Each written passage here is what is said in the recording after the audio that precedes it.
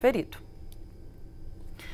Voltamos a olhar para esses primeiros 100 dias de governo Lula, em que o presidente adota novas políticas públicas e relança programas sociais, como o Bolsa Família, o Minha Casa Minha Vida e o Mais Médicos. Ele também aumentou o diálogo com outros países em viagens internacionais e enfrentou logo nas primeiras semanas as turbulências causadas pelos atos golpistas do dia 8 de janeiro, além das denúncias da crise humanitária contra o povo Yanomami. No discurso pelos 100 dias de governo que nós acompanhamos na CNN, Lula disse que o seu otimismo em relação ao Brasil não é exagerado. Ele também fez críticas à taxa de juros imposta pelo Banco Central, de 13,75%, e disse ainda que apoia os planos econômicos propostos pelo seu ministro da Fazenda, Fernando Haddad. O presidente afirmou também que o ataque do 8 de janeiro foi uma tentativa de golpe à democracia. Vamos mais uma vez nos debruçar sobre esse assunto agora com o deputado federal Tenente Coronel Zucco, do Republicanos, e com o deputado federal e presidente estadual do PT em São Paulo, Kiko Seleguin. Bem-vindos. Boa tarde, deputados.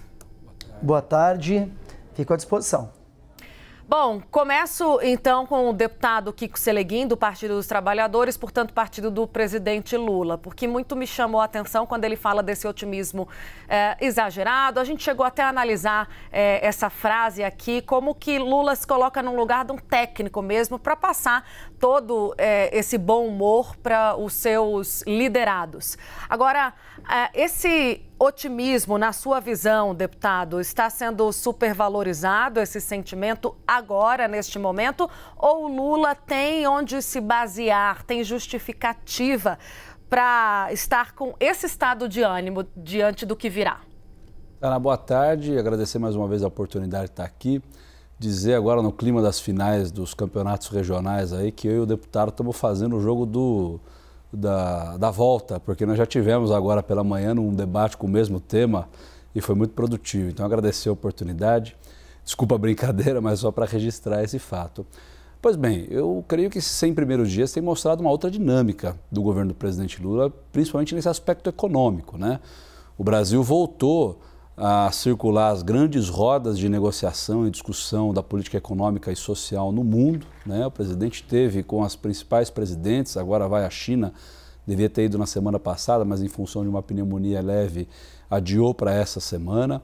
Tem apresentado ao mercado aqui propostas muito claras e pedagógicas, no sentido de garantir que o governo tem um compromisso fiscal, mas também um compromisso social, né? Já trouxe uma agenda desenvolvimentista no sentido de recriar o Ministério do Desenvolvimento da Indústria e Comércio, com o vice-presidente Geraldo Alckmin à frente, colocar o BNDES mais uma vez para turbinar a nossa economia, anunciou recentemente um investimento de bilhões lá no estado de Natal na construção de usinas de energia eólica, que é energia limpa, renovável, ou seja, tem razão sim em ter essa grande expectativa, porque o Brasil agora tem sido visto de outra maneira pelos atores internacionais e também da política local, né? O projeto do arcabouço ofereceu ao mercado aí uma alternativa ao governo anterior, que inventava soluções milagrosas para controlar preço de combustível, né, para incentivar o crescimento da economia através do consumo por propostas eleitoreiras. Ao contrário, agora a gente está apresentando alternativas sólidas, né, com a retomada de novos programas, com o Minha Casa Minha Vida, que não só garante a perspectiva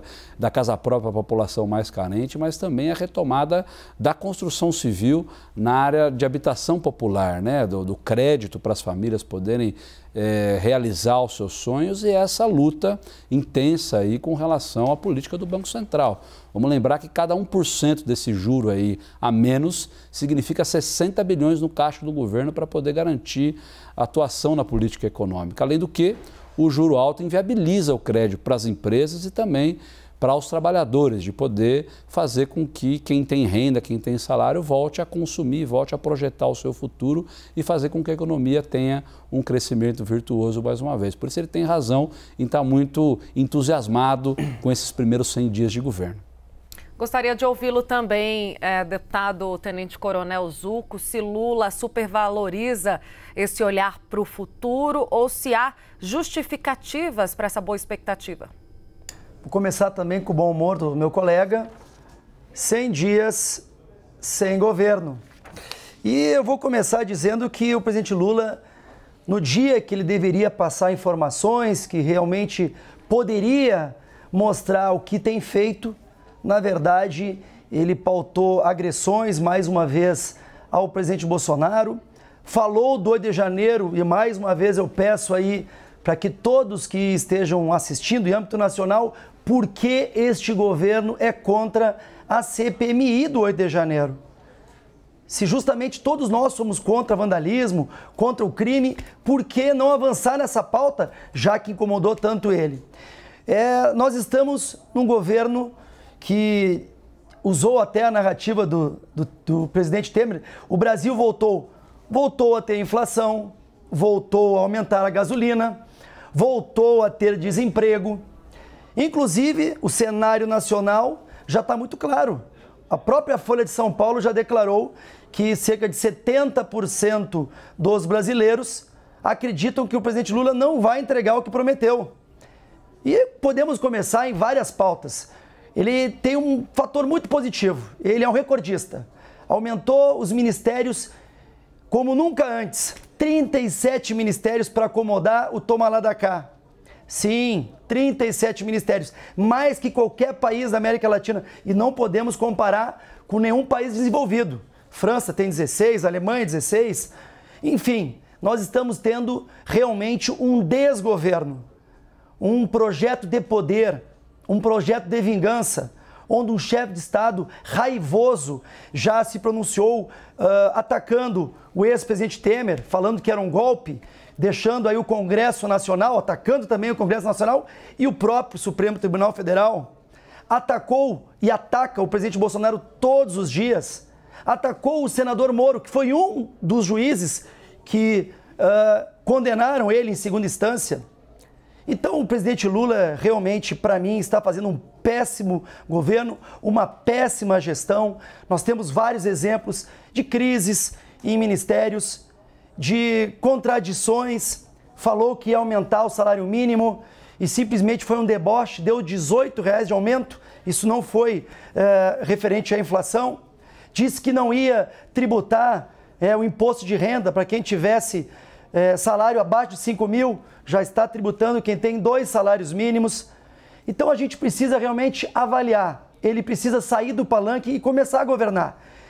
Infelizmente, eles não têm uma base no Congresso, por mais que estejam tentando dialogar com vários partidos, nenhum projeto hoje avançou, nenhuma pauta avança, e a gente fica realmente esperando com que o país que não quer saber de politicagem, esse sim possa avançar. Sobre o BNDES, que o nosso colega comentou, o BNDES não tem que investir em Cuba, não tem que investir na Venezuela, não tem que criar um gasoduto na Argentina. Nós temos inúmeras obras no Brasil para serem trabalhadas. Vamos olhar primeiro para o nosso solo, para os brasileiros. Nós precisamos sim avançar, inclusive amanhã na viagem, que eu faço questão, porque o colega tem uma ligação próxima com o MST, e hoje eu quero que ele me fale. Hoje, o líder do MST, João Pedro Stede, diz que vai invadir fazendas em todo o Brasil. O que este governo ou desgoverno vai fazer? Por isso que eu peço, temos que ter a CPI que vai investigar as invasões de propriedades privadas. Não podemos permitir esse tipo de crime. E foi dito hoje, mas amanhã ele vai para a China para vender o quê também? O agronegócio. Sim, nós precisamos valorizar o nosso agronegócio, os produtores rurais. Então eu espero que este governo agora acorde, que não fique só criticando governos passados, mas principalmente mostre trabalho, porque ele, mais uma vez, ofereceu picanha e cerveja e não está dando nem abóbora. Ok, deputado Kiko, volto com você para a gente poder também retomar o roteiro das nossas perguntas, que é destrinchar as falas do presidente Lula hoje nessa manifestação sobre os 100 dias. E aí tem um outro ponto que a gente destaca, que é novamente a questão da taxa de juros. Claro, a gente vê que o presidente deu uma suavizada em relação às críticas direcionadas ao BC e a Roberto Campos Neto, mas continua ali com a artilharia voltada para a taxa de juros em 3,75%. Diz, inclusive, até que o Banco Central está brincando com o país, enfim. Essa deve ser uma toada que deve continuar, pelo que a gente tem percebido nas falas do presidente Lula. Mas minha pergunta é no sentido de essas falas ou essa falta de compasso entre o governo federal e o Banco Central podem, de alguma forma, respingar na economia brasileira ou ficam restritas ao discurso?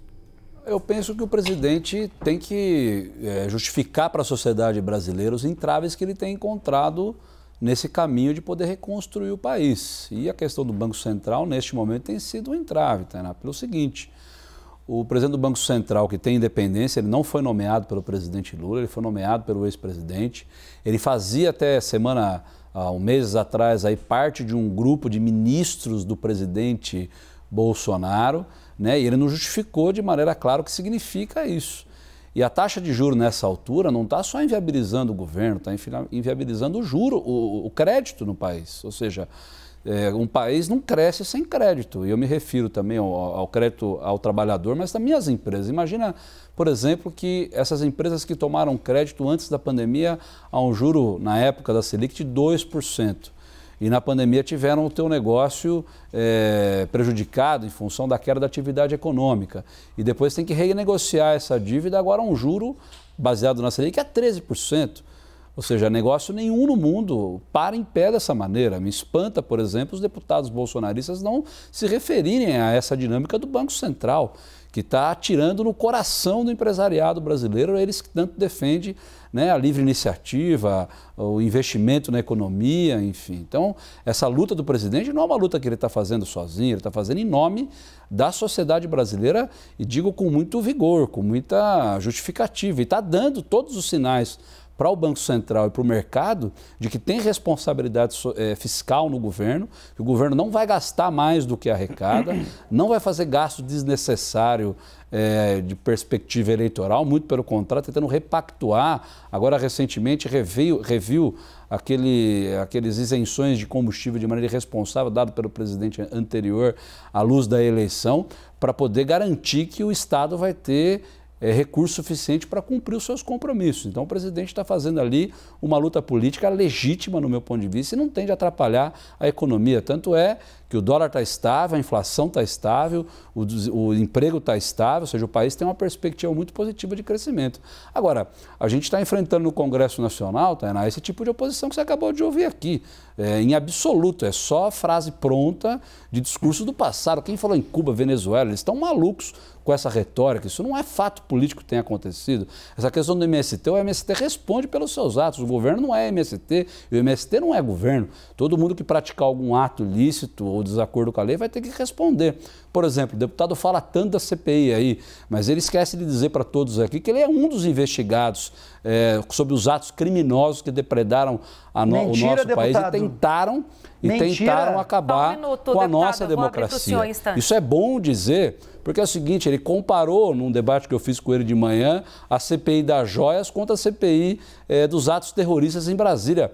Então ele está indo para um terreno muito difícil, pelo seguinte: esses atos em Brasília tem 1.000 pessoas presas. Ele quer dizer que na joia tem gente que tem que ser presa? Eu também concordo com ele, eu só não concordo que o Congresso Nacional tenha que fazer CPI. O Congresso Nacional tem que debater os temas econômicos, votar as MPs que tem lá, do Minha Casa Minha Vida, mais médicos, tem que se debruçar sobre a reforma tributária para fazer o país crescer. Essa questão de ato criminoso, quem tem que investigar é a polícia e está fazendo isso muito bem, e eu tenho certeza que vai punir todos os culpados, seja aqueles que estiveram lá ou os que estiveram usando a rede social para incentivar de forma irresponsável e flertar com ditadura no nosso país mais uma vez. Deputado Zucco, eu vou deixar o senhor responder também a provocação do deputado Kiko, mas eu gostaria que a gente não saísse muito do nosso tema. Em respeito ao nosso telespectador, estamos falando dos primeiros 100 dias do governo Lula, então eu volto à pergunta inicial para o senhor, que é em relação às críticas ao Banco Central e à taxa de juros. Se o senhor acredita que esse descompasso aberto entre o governo federal, principalmente entre o presidente Lula e o Banco Central, de alguma forma tendem a recair sobre a economia, tem algum tipo de consequência na economia brasileira esse discurso? Tainá, antes de mais nada, só para o deputado. Deputado, o senhor está mentindo. Isso aí, em cadeia nacional, mentira é do perfil do seu partido. Não faço parte de nenhuma investigação. para a sua noção, o que o senhor está comentando, além de ser uma mentira, pode ser considerado um crime. Pois em nenhum momento eu fui notificado de nada. Simplesmente por ter sido o deputado mais votado do meu estado, e sim, sempre enaltecer o patriotismo e o civismo, alguns meios de comunicação tentaram fazer algumas maldades. Mas não minta, deputado, não faça isso. Poderia falar das nomeações de familiares da sua pessoa em cargos públicos, mas eu não vou jogar baixo como o senhor está fazendo. Tainá, eu gostaria de falar que nós temos inúmeras empresas que estão fechando as suas portas. Como o deputado fugiu também da pergunta e da resposta, ele está falando em juros. O Banco Central é justamente um meio para que a gente possa ter uma economia equilibrada e não um cabide de emprego para botar algum conhecido. Nós estamos vendo, e mais uma vez eu volto, ministérios de pessoas não técnicas. E o Banco Central, sim, tem um papel fundamental para que não seja aumentado os juros ou para que não seja dado crédito quando não precisa. Agora, sobre o BNDES que ele comentou, sim, o BNDES está querendo investir em países de fora. O presidente Lula quer investir. Se ele não sabe, o presidente Lula, na ida à Argentina, cogitou, inclusive, num gasoduto, investimento brasileiro dos nossos impostos para sem gastos. E nós temos já um histórico muito ruim de investimento brasileiro em Cuba, no Chile, na Venezuela. Então é importante a gente comentar. Só que sobre essa questão do Congresso que ele fala, dos bolsonaristas, peça para ele mostrar o que está sendo pautado no Congresso por este governo e por que não avança. Mesmo eles tentando fazer o toma lá da cá, oferecendo emendas, oferecendo cargos, mas eles não têm base de governo, eles não têm propostas. E nos 100 dias, o presidente Lula perdeu mais tempo em atacar o governo Bolsonaro do que mostrar trabalho. Ele não tinha o que falar. Falou da vacina anteriormente, falou agora que o 8 de janeiro foi um ato muito ruim, todos nós admitimos. E sobre a joia, deputado, não tem problema algum, já fiz e faço aqui na CNN agora. Eu assino a CPI das joias e o senhor assine a CPMI do 8 de janeiro. Não temos nada a temer. O próprio presidente Lula falou que tem vários containers, que foi na história do Brasil o presidente que mais tinha ganho presentes desde a República. Podemos investigar. Nós não temos nenhum motivo para não investigar qualquer ato que tenha sido feito de forma errada. E eu espero, sim, que esse governo amadureça, que saia do palanque e trabalhe, como está fazendo o governador de São Paulo, Tarcísio Gomes de Freitas, dando um exemplo de como é a gestão. Já aqui no governo federal, o presidente Lula desrespeita o agronegócio, porque diferente do que o senhor falou, o MST sim está linkado, está brigando por carguinho ali no INCRA. Inclusive, há informações de que já teve hoje a invasão do MST no INCRA, lá em Alagoas, e não está fazendo nada, não está tomando nenhuma atitude. Amanhã conversaremos com o ministro Flávio Dino e eu vou perguntar para ele por que ele não está tomando uma atitude efetiva contra essas invasões, ministro da Justiça e da Segurança Pública. Então, infelizmente, nós temos que falar que os 100 dias são os 100 dias sem governo. Deputado Kiko, aproveito também essa última parte da explanação do deputado Zucco em relação à base de governo. Também estamos atentos a isso. O presidente Lula já falou que a base vai ser testada, né, quando vier a primeira proposta. Acredita-se no Congresso de que a primeira será o arcabouço fiscal, que já foi apresentado inicialmente aos líderes no Senado e na Câmara dos Deputados. Fato é que o governo ainda não consegue contabilizar quantos votos tem no papel. O governo vai conseguir essa convergência para passar as propostas de interesse? Eu penso, Tainá, que isso tem a ver com a agenda, né? Eu fui prefeito durante 8 anos e sempre me perguntava se eu tinha maioria na Câmara Municipal. E eu sempre dizia, depende do assunto. Então eu acho que a base, e mesmo a oposição, vai obviamente olhar projeto por projeto. E nós vamos ver lá quem vai ser contra o Mais Médicos, quer levar médico para o interior do Brasil e nas regiões mais pobres, quem vai ser contra o novo Minha Casa Minha Vida, que pretende construir 2 milhões de novas moradias em todo o território nacional. Quem vai ser contra essa proposta de arcabouço fiscal que garante um colchão de responsabilidade fiscal nas próximas décadas? Quem vai ser contra a reforma tributária que foi amplamente discutido? Não é um projeto do PT, é um projeto discutido já há bastante tempo na sociedade brasileira, né, que pretende simplificar a forma como se paga e recebe tributo no país. Quem vai ser contra toda a agenda legislativa que está lá. Agora, a dinâmica do Congresso Nacional não depende, obviamente, do presidente Lula, né? Os nossos líderes do governo têm provocado o Congresso para poder iniciar os debates o quanto antes, para que a agenda do país seja discutida naquilo que interessa, porque o resto é tudo retórica, essa conversa de Venezuela, disso ou daquilo, enfim, não tem consistência com a realidade, né? Essa questão de discutir ministérios, enfim, não teve aumento de custo. O que tem é um governo mais diverso, mais amplo, com a cara da sociedade brasileira. E é isso que a gente está procurando fazer. Agora, não falar do passado, Tainá, é difícil. Por quê? Porque a economia que a gente herdou, o país, o tecido social que a gente herdou do governo anterior está completamente deflagrado, ou seja, destruído. A gente tem que... E o presidente Lula está fazendo um esforço aqui no sentido de construir pontes com todos. Lembrar, por exemplo, que o gesto mais simbólico desse gesto é o dia depois do dia 8 de janeiro. Depois de atentar contra a democracia, estavam lá, não eram 2 ou 3 ou 10 ou 20 governadores, eram todos os governadores, inclusive o governador Tarcísio aqui de São Paulo, indo até o STF, junto com o Congresso Nacional, para dar um basta, sem levantar uma arma, estancou essa tentativa de golpe militar, de golpe que tentaram dar no nosso país. Não podemos dizer golpe militar, mas um golpe feito por alguns arruaceiros, apoiado, assim, por uma parte de militares irresponsáveis aí, que se encantaram com esse discurso armamentista que só trouxe ódio e divisão no nosso país. Deputado Zucco, eu já jogo a pergunta para o senhor. Na verdade, eu gostaria que o senhor me desse uma leitura como oposição. Como que o senhor enxerga esses partidos opositores ao governo no Congresso Nacional? Qual será o comportamento de vocês da oposição em relação às matérias enviadas pelo governo? Tainá, eu espero que seja de maturidade, de responsabilidade. Ninguém faz oposição por oposição.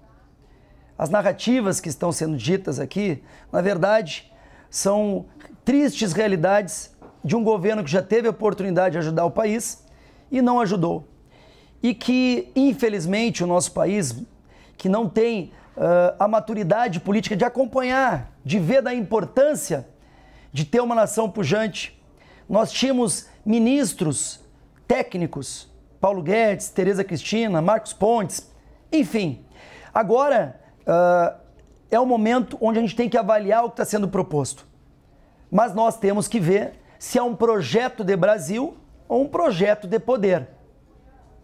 Nós vamos verificar com muita maturidade todas as pautas que chegarem no Congresso. Eu sou totalmente contra mais médicos. Sou totalmente contra investir em médicos de outras nações sem primeiro priorizar os nossos médicos. Os brasileiros. E sim, eu vou passar para o gabinete do deputado, sim, nós temos já propostas de financiamento efetivas em países que não deveriam receber investimento do Brasil. Nós temos que investir aqui. Eu cito o exemplo da BR-290, duplicação, que pode ser um canal de escoamento das principais produções agrícolas. E no Congresso, eu espero que tudo que chegue de proveitoso, que seja aprovado. Nós não vamos votar contra por ser oposição. Nós temos que ser brasileiros. Quem está pilotando o avião, nós temos que torcer. Mas, infelizmente, não é a realidade. Eles não têm um projeto de Brasil. Eles têm um projeto de vingança. Basta ver as declarações de hoje. 100 dias. O que foi apresentado? O que mostrou efetivamente de entrega para a nação? E sobre uma fala que o deputado tinha dito, na parte da manhã, nós entregamos um superávit, matéria da CNN, de mais de 50 bilhões. 50 bilhões de superávit desde 2013. Um governo não entregava um superávit. E agora? Já temos a previsão de mais de 200 bilhões com o fura-teto. Irresponsável, que inclusive o presidente disse que era uma estupidez, e o dólar aumentou, a bolsa caiu, e é assim, essa insegurança. Obrigada, deputados. Vamos encerrar, nosso tempo já foi embora aqui, tem outros jornais para virem, mas eu agradeço muito a disponibilidade do deputado federal Tenente Coronel Zuco, do Republicanos, e claro, do deputado federal também, presidente estadual do PT em São Paulo, Kiko Seleguin. Até uma próxima.